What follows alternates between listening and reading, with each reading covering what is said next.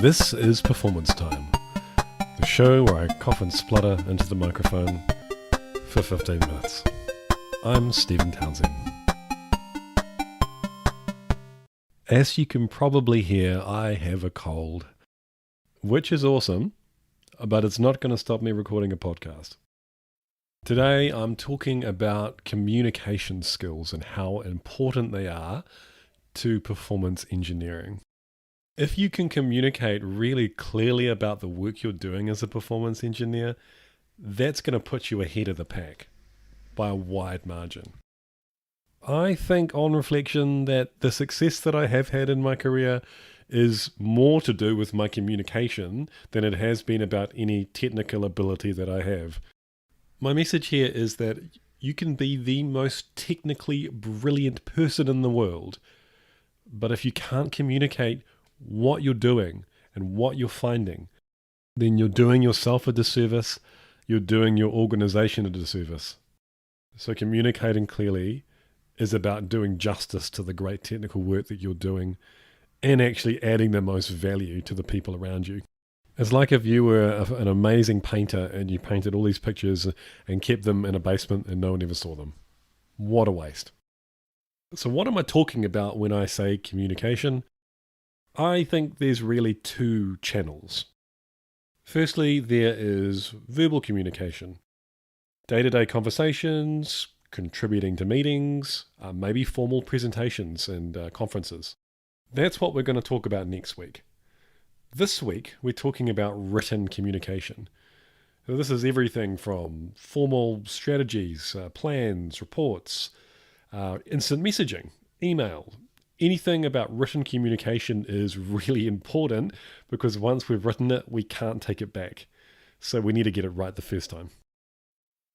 Let's start talking about formal reporting. This could be a performance approach document, strategy, a plan, maybe an exit report. The most important thing that you can do is speak the language of the audience, especially to non-technical stakeholders. Let's face it, in your organization, most of the people, if not all the people who make the decisions about your organization and who have the power are non-technical. If you can't speak their language, you're not going to get very far, and you're not going to get the right message to the right people to make a real difference. So what do non-technical people care about? What does the business care about? The business cares about business stuff, like customer satisfaction, business profitability, the reputation of the brand. They don't care about those technical details like the amazing correlation rule that you created or the thread pull setting which you discovered there was an issue with. They don't care about that. All they care about is what is the impact of what you're doing or what's happening in the application to the business. Let's take an example of something that I'm doing right now. I am doing some performance testing of a public-facing website, and there's a lot of really interesting technical detail about what's happening on the back end and the logging that I got out of the cloud provider. But really, the only thing the business cares about is what is the impact of the issue to the customer experience. And the best way I can describe that is that intermittently, the customers are going to have to wait 5 to 20 seconds for a page to get returned. And this is going to happen for a total of about half an hour a day. This is simple enough that I think anyone from the business can understand it and can begin to make a decision about whether this is good enough or not. It would be even better if I could have some business metrics in this situation to explain the impact of the business in terms of percentage revenue gained or lost, or drop-off rate or conversion rate. As with anything in performance, it ultimately comes back to money, customer experience, brand reputation, and in some fields, human well-being. If you can't bring back the performance engineering work you're doing to those fundamental things, then maybe you're focusing on the wrong thing. Going back to formal reporting, there is something which is a pet peeve of mine and really irritates me. When I get a performance report or strategy document that is 30 or 40 pages long or longer, just full of unnecessary information, approvals for this, entry criteria for that. I've seen reports where I've had to go 7 pages deep before I found anything about either the approach or the results. Nobody cares about that stuff. You could write the best performance report in the entire world, and the chances are probably no one will ever read it. Maybe 1 or 2 people will read the first couple of pages. So you need to make sure those couple of pages count. I wrote a blog on LinkedIn a while ago called The Do's and Don'ts of Reporting on Performance, which is on LinkedIn. And one of the things I talked about is the idea of layering your reporting. You can do this with strategies as well, but for now I'm going to focus on results reports. The first 1 page needs to be killer. That's the time for you to put your executive summary. That is where you speak to your non-technical stakeholders in a language they can understand, and ideally something visual and interesting which will bring them in and attract them to the information that they need to know. I've been experimenting with executive summaries and trying to make them visual for the last couple of years. One of the things I've done is I've put solution diagrams and color-coded each component based on the level of risk or the issues which we have. And I'll then put a really quick summary of what each issue is in a language that anyone can understand. Melbourne-based performance expert Paul McLean does something even cooler. He doesn't even write reports. He records videos of himself explaining the results, which I think is absolutely awesome and something that I've adopted in my own work as well. But let's say you are going to write a report, executive summary, focus a lot of your effort on that, but you tend to not be able to write the executive summary until you've got the detail and done the analysis further down. The next stuff, which is probably most important to cover, is for a results report, it would be the issues that you've identified, especially outstanding ones, but resolved issues are also pretty important to talk about so that we don't repeat those mistakes in the future. If you're doing a strategy, of course, you want to cover off what is the key risk so that everyone's on the same page, which actually brings me to another point. I think that in order to do a performance strategy, you first need to assess the risk. If you don't know what the risk is, let's say this application, it goes slow, why do we care? Or, hey, it crashes for an hour. Does it actually impact the business much? Until you've done that assessment of risk, then you don't know why you're doing what you're doing and where to prioritize your effort. So I actually don't do a strategy. The first thing I do, I call it a performance risk assessment. That's the starting point. When I know where the risk is, then I know where to prioritize my effort and I build a strategy around that. All right, going back to the report, we've done our executive summary. We've covered off what the key issues are. Then you can go into the detail.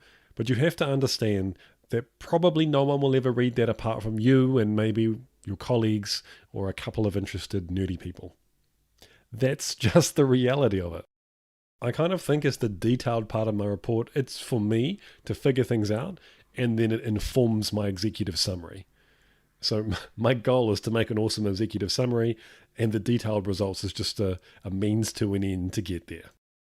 If there's really obscure information, which probably no one will ever read, but it's kind of important because it was maybe a lesson learned or a process which you might want to repeat in the future, put it in an appendix.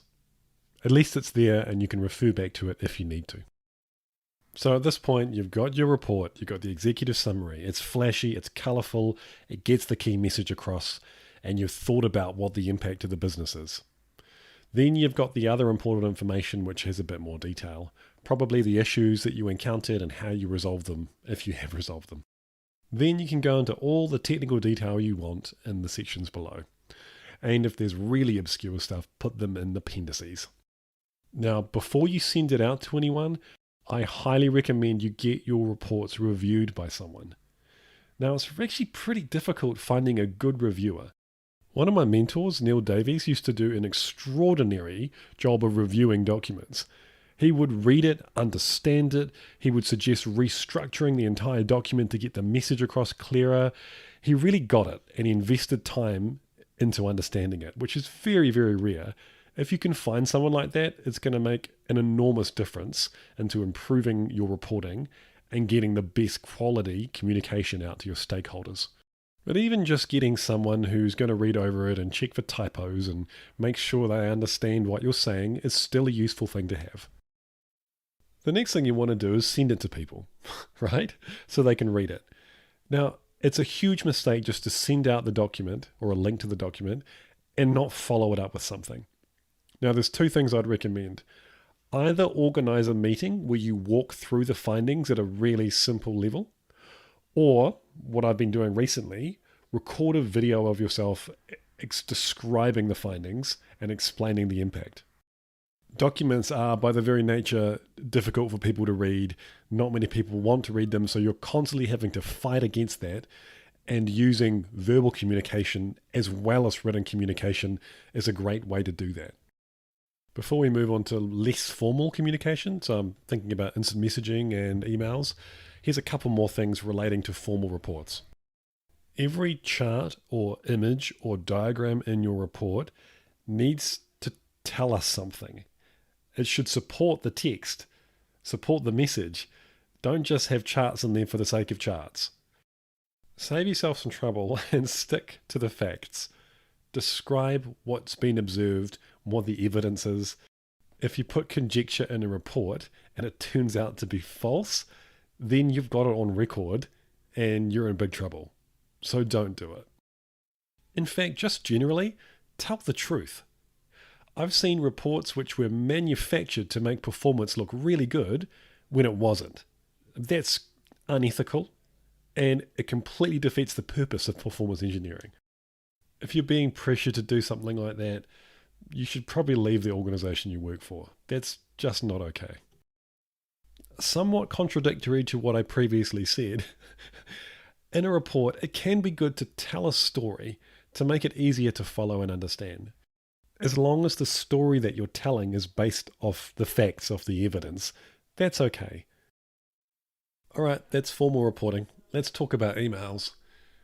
We still use emails all the time. We love them, we hate them. Sometimes I get hundreds of them a day. I think emails should be kind of treated like formal reports in a way. I even get my emails reviewed from time to time if they go out to a very large audience or an important audience. Now, I have a confession to make. I write mini novels. A lot of the emails I write are just massive walls of words. And let me apologize officially now to everyone who's ever received an email from me. I'm sorry. I will do better. But one thing I do genuinely think is important is use formal-ish language, try and get your spelling right and structure it right. It just makes you look more professional. Because of that, I think that stakeholders will take you more seriously. As for instant messaging, I'm still trying to figure it out.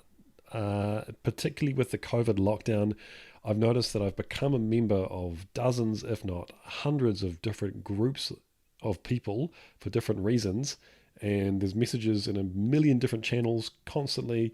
I have to mute a lot of them because it's just the overwhelming information that I just can't take in. I'm still figuring this one out. I'd love to hear how you deal with it in your organization. A couple of obvious things. If you are sharing your screen, put your chat clients in do not disturb mode, just in case someone sends you some offensive message. You don't want to present it to the world. If you don't want to be disturbed, I think most chat clients have some kind of a pair offline mode, which is kind of important. Otherwise, it's very difficult to get any work done if you need to focus. I guess the last thing, and I think I've touched on this in a previous pod, is if you find you're being asked to provide immediate answers to really complex but important questions, then don't hesitate to say, you know what, I need to go away and think about that. Don't feel pressured into giving an immediate answer to something which requires some serious thought. That's all from this episode of Performance Time. Next time we'll be talking about verbal communication.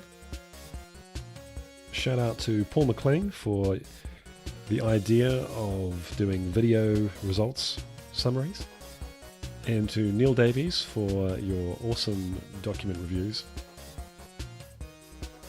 Thanks again for tuning in.